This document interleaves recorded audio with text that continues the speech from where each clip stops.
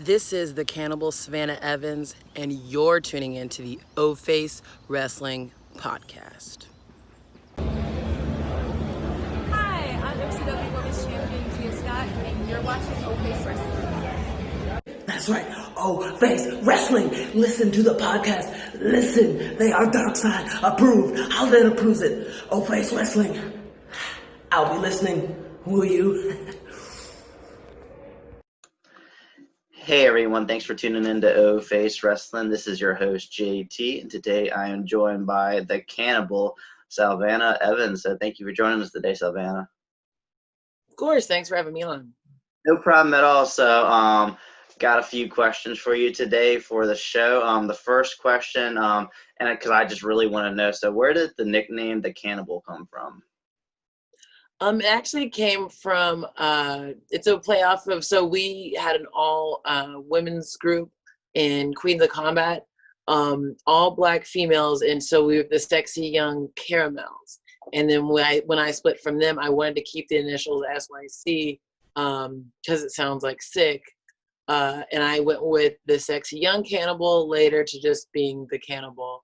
But it just represents like ferocity, you know what I mean, like tenaciousness. Gotcha. So I was a little bit scared about that question. I didn't know, how you got it. So like, yeah, it seems like a pretty cool reason. I mean, you brought up the Sexy Young Caramels. So that was another question that I had for you. So like, how did that like faction start? If I remember right, it mainly started as me and Big Swole, Errol Monroe at the time. We were very new to Queens of Combat, and so they put us together to see what our chemistry was like because we've been trained together. We came up in wrestling together. So of course that was fun. I got to play a lot off of like her big personality, and we had fun. Then we later added Dev and Nicole to the group as well. So it would. At the end, it was like a trio, but we never made the group outside of the company. It was mainly just Queens of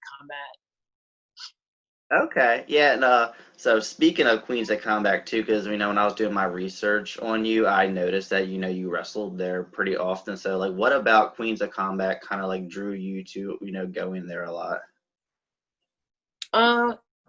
Well, originally, let's see, I think I was on like maybe the third Queens of Combat, like as fresh, first year in wrestling. No one, please go watch that at all. And then so some time went by, and I worked on my craft, my skill, like everyone does, like to get better, improve the things that you're weak at, things like that. And then they picked me up later on down the road after a few more shows had passed. So I was always real thankful to be a part of Queens of Combat. It's huge in the Charlotte area, and then just continuing to work with them is always great for me because it's always like a good locker room. Like we support each other. It's just I think it's a solid show. That it has like serious moments. It can be campy at times. It's just overall fun, and everyone I know enjoys working.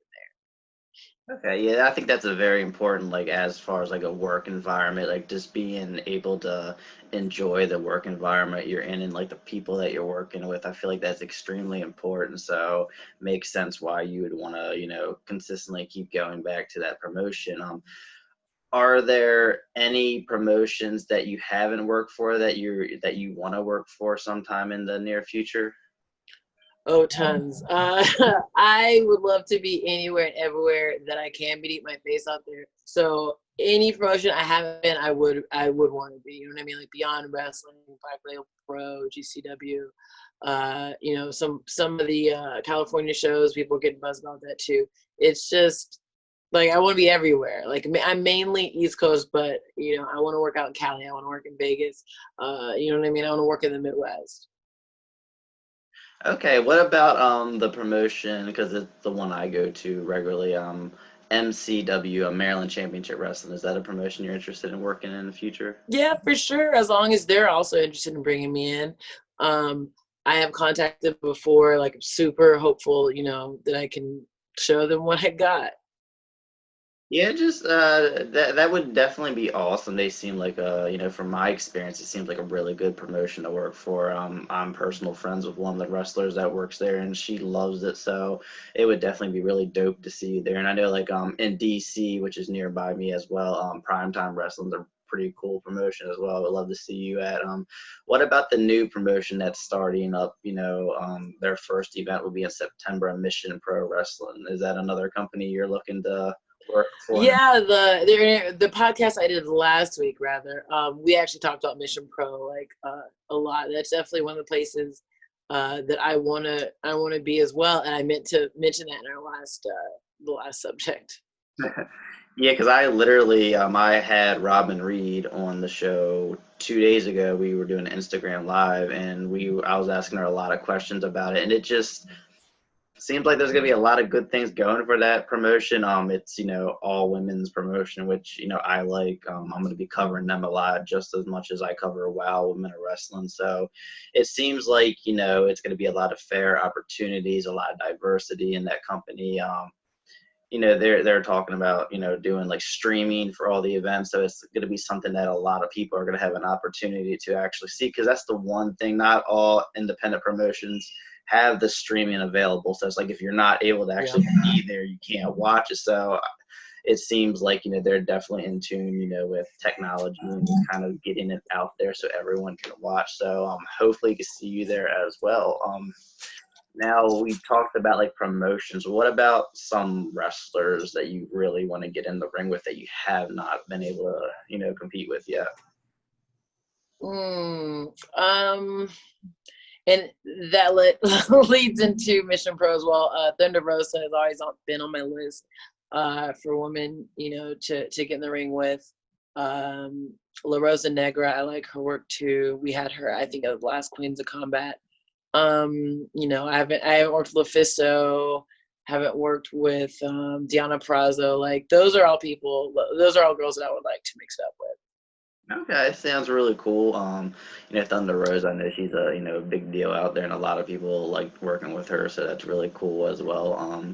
Usually this is the first question I ask, but I kind of got a little excited with the whole accent about the Cannibal, and then we just kind of kept going with the questions. But so basically, I ask this question to everyone, and I get a different answer, so I like asking it. So just in general, like what inspired you to become a professional wrestler? I feel like that answer can be like that question can be such like a lot of things. I originally, started watching wrestling probably late 97, like early 98. So Attitude Era. And that's what brought me in. The big outrageous over the top stuff they were doing back then caught my attention, because I'm at that age where like, oh, that's cool. These are like movie stars and these are superheroes. So I always thought that it was cool. I always wanted to try it. And then I was like, well, I didn't know that it was like a thing that you could go to school for, at the time. But I eventually found the school here in Charlotte, the High Spot School. And my parents were like, you have to finish college first. So I like roughed through college. Then I got to the school, and just it was everything I think that you expect like to learn about wrestling, like just from like transitioning from being a fan to like a wrestler, you know what I mean? Like it was all the things that I wanted to be from when I was a little kid, getting to be like over the top, outrageous, but also like the crowd, the fan interaction is really cool. So I don't know, I guess watching wrestling as a kid inspired me to be a pro wrestler, to answer the original question. Yeah, I mean that makes sense, because when I was like young, I was a really big baseball fan, and just me watching the Yankees and Derek Jeter, I wanted to follow in his footsteps as well. So I mean, yeah, that definitely makes sense. And I think I got in the wrestling around the same time. It was around 98, 99 when I was in elementary school. So I mean that's the best time to get into wrestling. Undertaker, Mick Foley, DX, who wasn't going around doing, the suck it thing back in school and getting in trouble for it. Yeah. And like I hear people talk about Attitude Era now, like, oh, if you go back and watch it, doesn't hold up. And I'm like, I don't know, man. I think you still have to look at it like you did when you were watching it at that age. You know what I mean? Like some people were like 8, 9, 10, and then if they see it differently than people that were like 12, 13, 14. And then to go back and watch it now, like actually that's what I had planned to do for quarantine, is go back and watch Attitude Era WWF. I haven't yet, but I don't think I'll agree with everyone that's like, oh, it doesn't, live up. I think it still will. I don't know. Yeah, because I mean, every now and then I will get on YouTube and watch some old clips, and it's just as entertaining now as it was then. And even like, because I fell out of wrestling when I got into high school, and then shortly before I got back into it, like in my early 20s, I would, kind of start watching the old stuff on YouTube, and I was like, this is so awesome. But I had a hard time wanting to get into the new stuff because obviously, I like to call it like the John Cena era, the PG era. Like I couldn't really get into that at first versus, the stuff they did back then. So I personally love the edgy stuff and just the crazy shenanigans that they were always doing back in the day. But yeah, that was definitely a good era to get in, in the wrestling and all that. So now that we talked about like how you got into wrestling, you had mentioned like transitioning from a fan to a wrestler. Like how hard was that, especially at first? Because it's like as becoming a wrestler, you start becoming like a role model, and you get fans. So how does that feel, like getting people like cheering for you and wanting your autograph and pictures with you and stuff like that? So I think it always surprises me. But nothing feels better than, like a little group of kids like coming up to you after a show. Just like, oh, that was cool. Like you kicked that dude's butt, or you beat that girl up, and just watching their faces, like it's crazy to me. But I love that they got into what we were trying to give them. Like it's a really fulfilling feeling to know that like you got the kids, they were invested in what you were doing and they were entertained. Mm-hmm. Yeah, because like even as I'll be honest, I'm a 30-year-old adult. Like as a fan, like just the interactions that I get from y'all like means so much. Like when I do go to the events and I meet you all, like I get so excited. Like when example like Trisha Dora, like I met her twice. Both times it just like gave you that such a good feeling, like getting the picture, with you all and stuff like that. Like it's something that I feel like never dies, even when you get older and all. Like it's just not like the kids and all. Like I see people all the time on social media. Like it could be wrestlers from the indies, WWE, NXT, whatever. Like when they get like follows or likes or retweets, stuff like that, they go like bonkers and like screenshot it. Look who just retweeted. Like Yeah. I have a friend on Twitter, the Wode. She had followed him, and he like tagged me in a tweet, and he was like just dying in happiness. Like it's just like when as a wrestler, at the end of the day, like whether you're a heel, face, whatever, you are a role model. You are looked up by people of all ages. So that, I mean, like like you mentioned, like it has to be like a really good feeling, just kind of being in that role and all. Yeah, it's I don't even think it can be like properly described. It's pretty cool. It's really cool. So last question I have for you now. It's the kind of a question it's like a new thing I'm starting to incorporate into my shows and all. So just kind of see what you would do if you were in this situation. So hypothetically, if WWE hired you today and they said, hey, Savannah, you're going to be in the main event of WrestleMania. You can pick any opponent, any promotion. Who would you choose?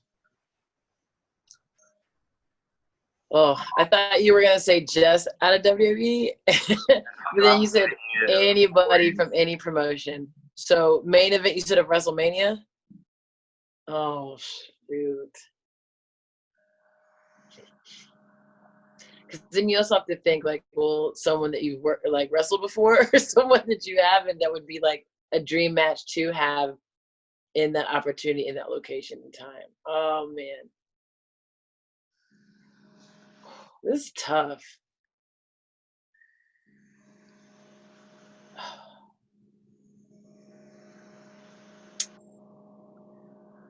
If we're going, I'm just gonna stick with WWE because that keeps it narrow. Probably someone like a Charlotte Flair. That is a name I hear a lot. Like when I, ask, people like, who would you like to work with? It's always Charlotte Flair. And like I've met a lot of WWE wrestlers too. And then when I would ask them like, hey, who is your favorite wrestler to work with? A lot of them say Charlotte Flair. And, Mm. obviously she's doing something right. She's, a beast in the ring.